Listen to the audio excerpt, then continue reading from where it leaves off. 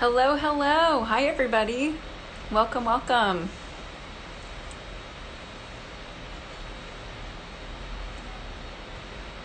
Hi, folks. Welcome. So excited about the conversation that we're going to have today.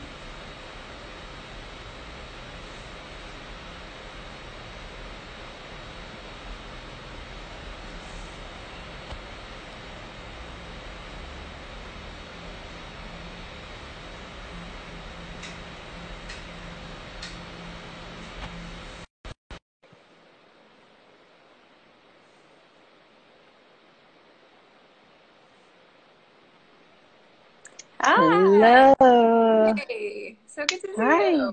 Same here. Can you hear me? I can hear you. Yeah. Good. Good, good, good. Oh, hey there. Hi, folks. Welcome. Come on in. So excited to do this. Same So, here. yeah, yeah. Bola is an Instagram whiz. So Ah, I am out of my element here and loving it. I ah, feel like I learned so much about how she uses Instagram. Um, so I think this is my maybe fifth shared Instagram live ever. And Bola is our third guest in our series that we're doing on dealing with uncertainty. mhm, So, welcome back if you've been here before. If you haven't, if you're new to this series that we're running this week or new to me, quick word of introduction. My name's Maya. I run Build Yourself, which is a coaching and training company for women in design, tech, and innovation. My specialty is helping women move from just doing the work to actually starting to set the mhm, agenda. I love working with women who are mission driven. I love working with women who are trying to make the campsite better than they found it. One of the things we believe is that you can be part of the solution. You don't have to know everything and be able mhm. to, have all the answers before you move forward. And so these conversations are just about that. I can't promise that I have all the answers about how we deal with this really, really. Same. I know Bola won't claim she has Yeah. answers, but one of the reasons why I was really excited to have her here is that I do think that Bola has a perspective that can help you think through how to get through this moment differently, help you see this moment as a moment where maybe you learn a little bit more about what makes your business, if you're running a small one, sustainable, about how to upgrade your skills on the Mhm. financials of design. And so Bola is the CFO of Mancini Duffy, an architecture firm, and she's also just an incredible Yeah. getter, doner, mission driven woman. She runs an organization in Africa. She also is very, very involved with community events. I always say this when I introduce her, but I think she's like insanely fashionable, which I Ah, admire. um, thank so, you. yeah. And before I ask her a few questions that I think are going to give you insight on how you can Mhm, see this moment slightly differently, I just want to remind you that you can type in comments, you can wave, you can, make all kinds of emojis happen, but you mhm. can also ask questions. So this is your chance to ask a financial expert in design a question that might help you think through how to get through this time differently. Okay, Yeah. so shall we dive in? Yes, yes, yes. Thank you for putting this on. First of all, I already told you I love that it's bite-sized, quick, and I'm looking forward to diving in. Great. Okay, Yeah. so I want to get into the head of a small firm owner with you. Hmm. So I know that there's a lot of small firm owners who might be thinking, am I going to be okay? And maybe those firm owners are, got into the business because they love design. And I know this is how I used to be when I was a solopreneur. I'd be like, I have an accountant, so I get financial documents, but I don't really know I don't really know what to look for that will help me make decisions. Sometimes I don't even know what my financials can help me do. So if you're in this moment and you're in the same position, if you're a small firm owner, what kinds of things do you recommend small firm owners be looking at? So I think the first thing that we all just have to recognize, of course, is that none of us have been in this position, regardless of your firm size. It is just, um, I mean, the word that's going around is unprecedented, right? We've never seen this situation where you just don't know when things might turn around. And so for me, the first thing, even before delving into the numbers and just rushing head on into figuring out what you need to do, is just taking a moment to breathe and understand that yes, you haven't been here before, but you need to take it one day at a time. And then of course, um, Don't just go in haphazardly, but then begin to sit down with yourself, or if you have someone, with your accountant, to just strategically look into your numbers and see what they can tell you. Of course, in times like this, when we don't know what, it's kind of like a fog and we're in this haze, we don't know how we're going to proceed. The first thing you kind of want to look at, of course, is just your cash on hand, right? Like, can the cash that I have on hand carry me through the next couple of months, the next month, the next week, right? Based on, work that you have coming in or current work that's going on, especially with a lot of things being shut down right now. It's how much cash do I have in hand and how much cash do I think is going to come in? That's literally the first place you kind of have to operate, because usually in times like this, what happens is that your revenue or income that's coming in usually is the first thing to slow down, but your expenses, of course, stays the same for a bit, right? So we've seen now where we're now in like week 6 of being completely home and not being, not operating in normal capacity. Your rent is still due. Your utilities are still due. If you do have staff, you still have to pay your staff, right? So, of course, it's take a moment, see how much cash you have on hand, look at your expenses, of course, that's upcoming or that you have right now, and how far can this get me through? So that's the first place I will tell you to look at, and then we can now talk about steps to take. In terms of, do you want me to go straight into that? I could do that. I'm trying to be conscious of time. No, I love that. I want to do a quick pause and say that if you're watching and you've got questions, this is your chance to ask somebody brilliant. So just feel free to type into the question box. But yeah, go ahead and continue. Great. Yeah. So while once you look at the cash that you have on hand, of course, the next most important thing that you now need to do, if you haven't already done this, is to look at your expenses. List out every single expense you have. And I'm going to be putting this up shortly. But there's a system called the perks system that I think is brilliant. I've been researching and trying to think about easy ways to help business owners, and even on a personal level, right? Like, what system can I use to sort out my expenses? So the perk system simply means, it, of course, is an acronym. P means postpone. So look at your expenses and see what expenses can you put on hold or can you postpone for now. E is eliminate. So what can you take off, right? So during normal times, a lot of us businesses might have, discretionary spending that you're doing or things that you're spending money on, but maybe it's not a need to have right now. It's a nice one to have. So you should look at what expenses you can eliminate. R is reduce. So what can you reduce currently in your books? Usually difficult decisions are being made, right? Whether you reduce staff, whether you put staff on furlough, which usually is where, you might have the bulk of your expenses going or the bulk of your cash going. If you're a smaller firm, then maybe you don't. But okay, so as a firm owner, if I'm taking income, do I need to reduce my income so that I can have a business when we get out of this portion? So think about the things that you can reduce. And of course, K is keep. Like, what expenses do you have to keep right now?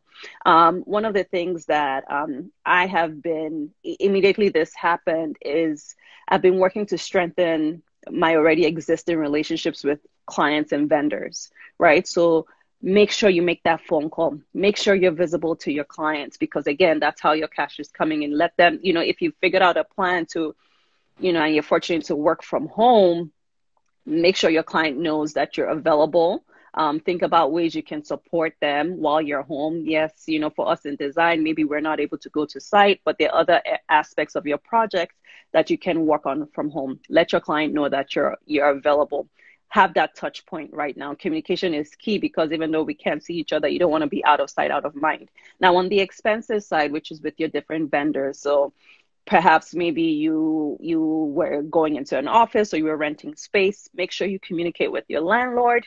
Think about all the expenses that you have and just make that call. See if there's any leeway. Everyone is being so understanding right now in terms of waiving late fees, giving you an extension on payments. See what you can push off in terms of managing that cash flow so that you can keep things coming. So you want to kind of look at it on both ways. Now, aside cash though, I also want, while we can't really predict the long term, still keep your long term goals, in the back of your mind. Begin to start thinking about ways to see opportunity for future. So for us, like in design, one of the things, pay attention to the different things that are happening in the industry. Of course, now with COVID and post-COVID world, you might begin to find your clients wanting to redesign their space, right? Because maybe the closeness in space that we used to have, or being packed, might not necessarily be how they want to move with their projects going forward. You want to begin to, give them show them opportunities in ways that their different projects might be able to unfold later, right? So again, that goes to visibility with your clients. And then of course that helps you create additional income streams, right? Perhaps something that your client might not necessarily have been thinking about, but you presented them with a proposal, with an opportunity that can help your business stay afloat now. So work on those relationships and be diligent with your numbers. So if you have someone, if you have an accountant, yes, great, you can work with that person. If you're the one doing your books, just make sure, if you haven't done this before or haven't done this now, or you don't really have a grasp or an understanding, break it down into small bite size. Again, so it might be a month. Like, what is my month outlook? And then think about how you can manage it week to week. And then that will give you a better handle. You wouldn't feel, as underwater as maybe you're currently feeling. And it will now help you know the decisions you need to make going forward. Yeah. So my business swing woman, who's my accountability partner, and I have this concept called break glass in case of emergency. Both of us, different people come into this work with different financial mindsets. I grew up semi-low income, so financial scarcity is something I had to work on. But one of the ideas was to have a bunch of ideas if we needed to bring in money, what we could do, but then to know that those ideas are there and they're behind glass, and we don't actually break the glass unless we need it, because we don't want to be in scarcity mode all the time. We just, if this happens, and then we have if-then scenarios. If this happens, then it's time to break the glass. And we probably should find a less catastrophic metaphor. But I mean, I like that though, because again, you're using terms that you can relate with. So if that helps you in your business, think about the terms that will help switch the light bulb on once you begin to see the fluctuation in your numbers. Your numbers tell you really quickly where you're headed, right? You want to kind of have this GPS of where you're going. And if you're not looking at your numbers, then you're just operating blind. Yeah. And so one of the things I want to say about Bola is that she has a resource she's developing for small firm owners to help them, not just, it's not a financial tool, she's not replacing QuickBooks or, FreshBooks or whatever service, and she's not replacing your accountant, but it's to actually help you get clearer on how to use your numbers to make the kinds of strategic decisions that, so you won't be in bed being like, am I going to be okay? Are we going to be okay? So if that's something that you're interested in and you want to be first to know about it, just direct message Bola with your email address. This is actually something Bola and I are working on. Bola's a thought leadership client of mine. And it's a really good opportunity for you to get, a first look into one of a resource that won't replicate what's out there, but will help you become more financially savvy. And I think this is also a good moment if one of them have been upgrading your fluency and literacy on how to use your numbers. This might be a good time to pause and stop and say, okay, I want to get better at this. I'm going to pay attention to things that I want to pay attention to and try to understand how to use these. So Bola, one last question for you is, what do you think are the, in good times, not even just in bad times, but what are the one or two financial habits for people to practice in their business that will help them weather out storms like this in the future? Yeah. So most important, of course, is making sure that you increase a frequency in how you're looking at your numbers. I really like that you brought up the break the glass, because whether or not we're in uncertain times, you want to make sure that when you begin to notice trends in metrics that you're watching, right? The metrics that matter to your business and what, for example, if you're about to see a revenue dip in a couple of months of, what do I do? What plugs do I have to put in place when I drop from 10,000 to 7,000? The plugs that you're pulling from 10 to 7 is different from 10 to 5, so you want to make sure that the frequency in which you're looking at your numbers is there, and you develop this rhythm, the habit of getting into there, because it just helps you react faster and more proactively. So that's for me, that's the foundation. If you're not doing that, you need to start doing that already. And of course, not think about not just your current client base, but incoming work too, and how you're backfilling with new business, right? So do you have enough coming into your funnel to make sure that during this time, the work maybe you won 3, 4, 5 months ago is what is carrying you now, especially now that we can't again do a lot of face-to-face business development.